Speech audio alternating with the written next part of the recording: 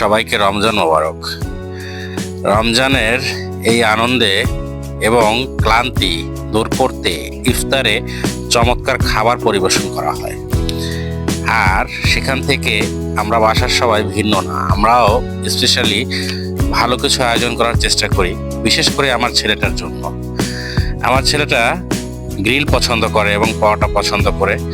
তো আমি আপনাদের ভাবিকে বলেছি যে আজকে একটু চমৎকার করে, একটু মজা করে গ্রিল তৈরি করো এবং সাথে পরোটা থাকবে এবং মেয়োনেজ থাকবে। আসলে সেইভাবেই আসলে কাজ করা হচ্ছে। এই যে আপনারা দেখতে পাচ্ছেন গ্রিল তৈরি করা হয়েছে।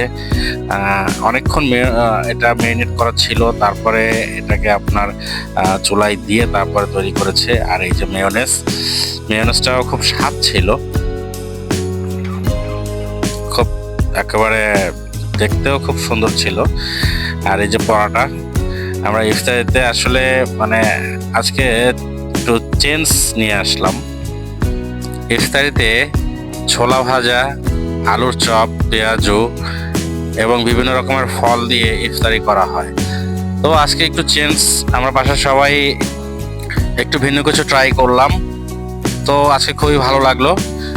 আর এই যে আমার ছেলে খাচ্ছে, ওর কাছে আসলে খুবই মজা লেগেছে, ও খুব স্বাদ পাচ্ছে আসলে খাবারটা খেয়ে।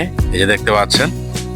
তো আমি আমার বাসার ভিন্ন পরিবেশনটা আপনাদের সাথে শেয়ার করলাম, আপনারাও বলবেন কেমন লাগছে। আল্লাহ হাফেজ।